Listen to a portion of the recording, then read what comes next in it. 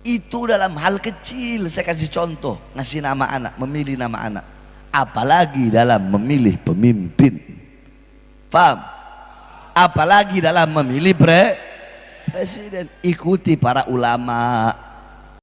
Pemilihan pemimpin di Indonesia, kita tidak bisa memungkiri peran ulama itu sangat besar.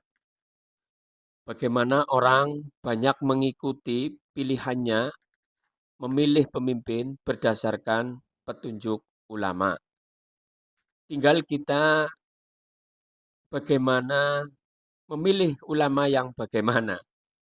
Karena saat ini sangat luar biasa, ada ulama yang substansinya mungkin masih bisa kita pertanyakan, tapi casingnya memikat para pengikutnya. Tapi di satu sisi lain juga ada ulama yang substansinya saya kira kalau kita jujur memang benar adanya, tapi casingnya kurang bisa diterima oleh halayak.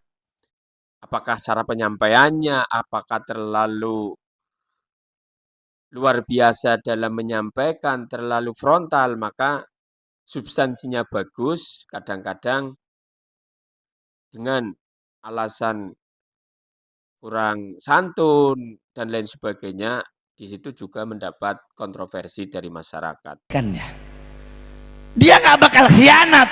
Ayo saya tanya, kalian kasih makan anjing, tuh anjing khianat nggak? Khianat nggak? Itu anjing nggak akan setia karena dia tahu majikan yang ngasih dia makan. Ada ulama, ada ustadz, ada kiai, ada habib. Allah kasih anugerah, Allah kasih ilmu, tetapi alimun alladzi yaj'alu ilmahu tabi'an li ra'yil muluk.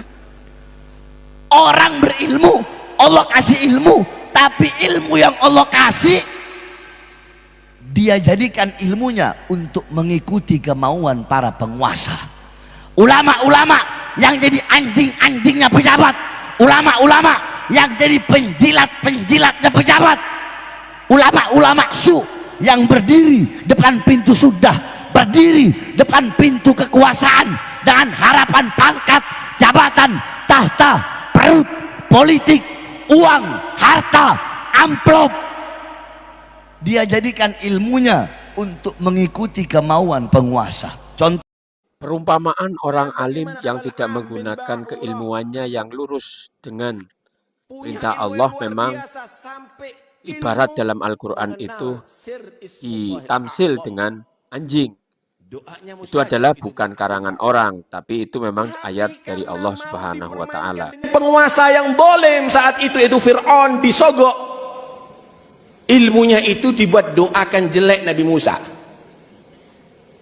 Sehingga Allah katakan walau syi'na la rafa'nahu walakinnahu akhlada ilal ardi wattaba'a hawah famathaluhu kamathil kalbi in tahmil alaihi yalhath aw tatrukhu yalhath. Orang yang seperti Bal'am bin Ba'urah ini, kalau dia mau ngamalkan ilmunya, aku angkat derajatnya.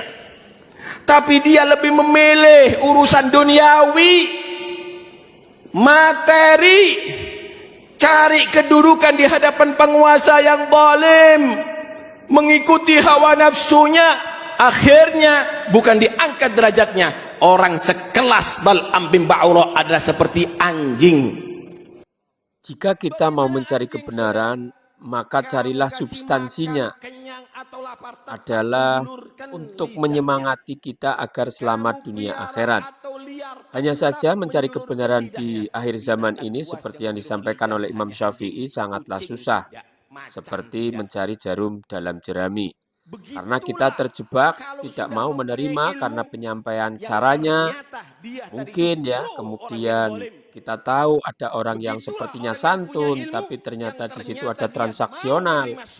Tapi ada orang yang kelihatannya galak, tapi sebenarnya substansinya benar.